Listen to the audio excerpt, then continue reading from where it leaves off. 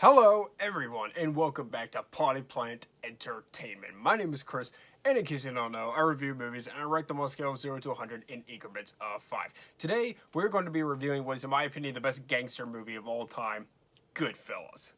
So, Goodfellas came out in 1990, and it stars Robert De Niro, Ray Liotta, Joe Pesci, Lorraine Bracco, and Paul Sorvino. It was directed by Martin Scorsese, and it was produced by Barbara De Fina. And this movie tells the story of Henry. And he's a guy who really wants to be a gangster, even when he's a kid. And he manages to get in with the mafia. And this is about his life in the mafia over the years until his time in the mafia comes to a sudden end. This movie is often considered to be Scorsese's best. And in my opinion, I would probably agree this is Scorsese's best. After this, it would probably, my second favorite would probably be The Wolf of Wall Street, and then after that, it'd be either the Irishman or The Aviator. But I love this movie so much. This is such good filmmaking. This is just one of those movies that, like, when I watch it, I get jealous because I'm like, I know I would never be able to make something this good in my life. It's filmmaking at its absolute finest. We are going to be getting into spoilers. That's your warning if you've never seen Goodfellas. Let's go ahead and dive into what I love about this film. So for one thing, the performances. Everyone is top-notch across the board.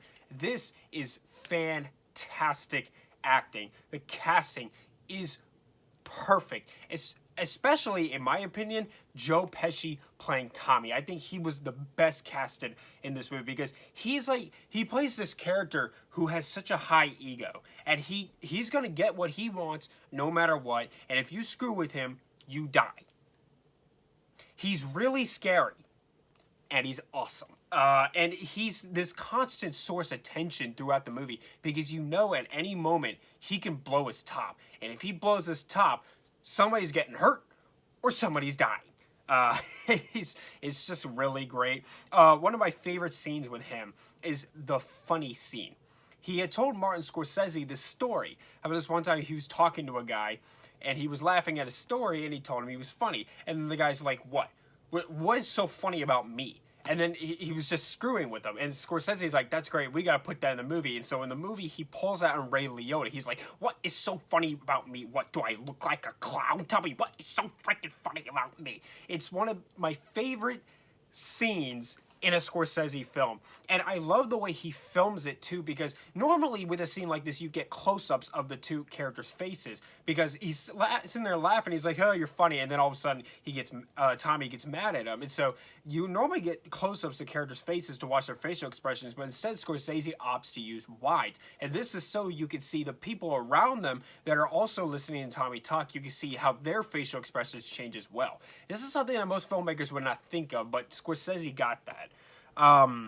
And that leads me to my next point. The cinematography in this movie is pristine. He uses some really good tracking shots, and I love how he uses the cinematography to help make you feel the tone of the film. At the beginning of the movie, the takes are longer and they're slower, but at the end of the movie, when everything starts to fall apart for Ray Liotta and Robert De Niro, he uses more quick cuts. If you notice, you watch the movie, at the beginning the takes are longer, and toward the end the takes are a lot quicker.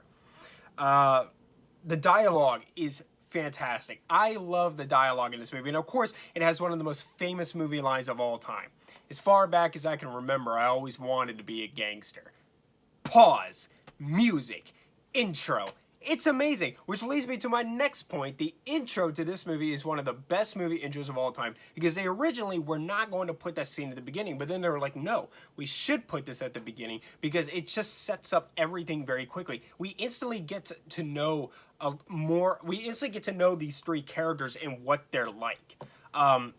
The narration is some of the best of all time. This has some of the best narration in cinema history. Because a lot of movies, narration just seems very lazy. But when Scorsese does it, it really adds to the film. And when his movies, they wouldn't quite be the same without the narration. The narration really helps make this movie what it is. The writing is fantastic. This is one of my favorite screenplays of all time. I also like how this makes you root for the bad guys, which is in big part to the writing. You love these characters, even though they're terrible people. But there's something oddly endearing about them, and that credit goes to the writing.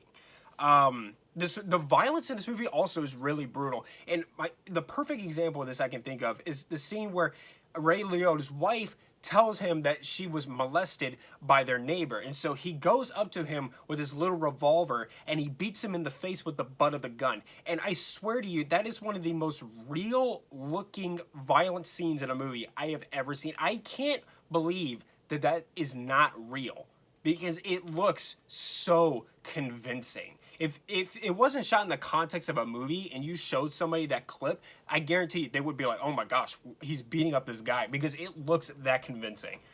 This movie has some really good themes. It has lots of themes of masculinity and power.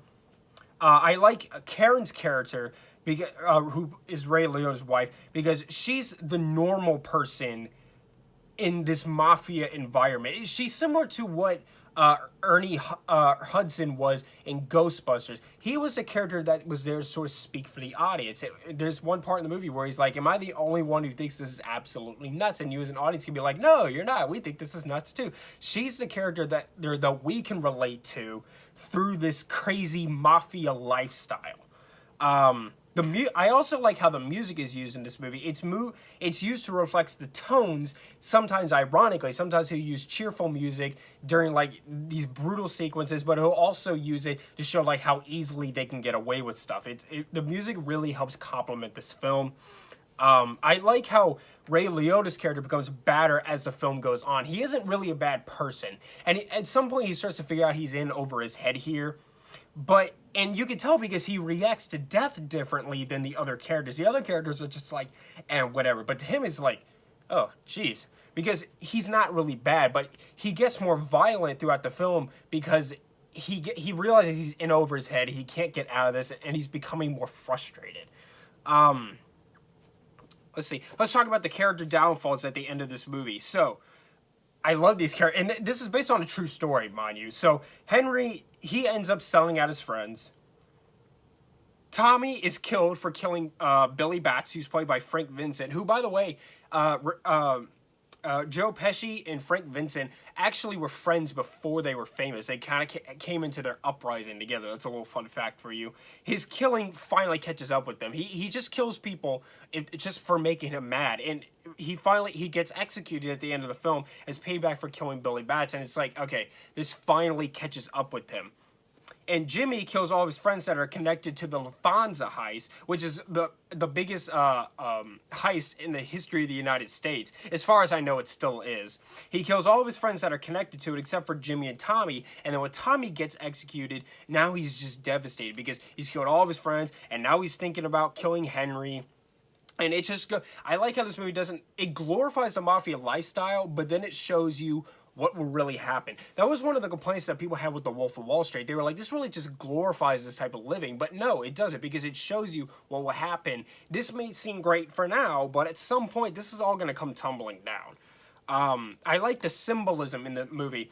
And the scene where Ray Liotta and Lorraine Bracco, or Braccio, however you say it, they're going into a club, and they walk down the stairs and into this red hallway, which is a symbolism for their descent into hell, because they're going in there, and they're where all these bad mafia guys are. And this movie, from what I understand, is very accurate to the mafia lifestyle. Actual gangsters have watched this movie and been like, yeah, this is very accurate to what it was like, which I very much appreciate. Yeah. So, and I like that this is based on a true story. Like, Jimmy's character actually did kill his friends that are connected to the Lufthansa heist. He actually did do that. It's just crazy how this movie spans over a course of 30 years, and they're like at the top of the game. These guys are rich. They're doing whatever they want. They're beating on people just because they can, and then all comes crumbling down. And then Henry's character lives his worst nightmare. He talks about at the beginning of the movie how he doesn't like normal lifestyle. He says that those guys are suckers. Those guys are losers. Those guys have no balls. The guys who just work a 9 to 5 and make like $50K a year in today's standards. Well, and at the end of the movie, that's exactly the place he ends up in, because he gets away with all of it for selling out his friends in court. It's just, I like the lessons that this movie teaches as well. This is one of the most entertaining movies of all time. If you watch Goodfellas and you don't like this, you just don't like movies. I mean, this is top tier filmmaking. I love Goodfellas, and Goodfellas, of course, gets a 100. Alright, I will be back with more reviews very, very soon. Thank you so much for watching. Subscribe to Potty Planet Entertainment for more. Hit the like button, leave me reviews, suggestions, comments down below. Follow me on Instagram at Potty Planet Entertainment for channel updates, and much love.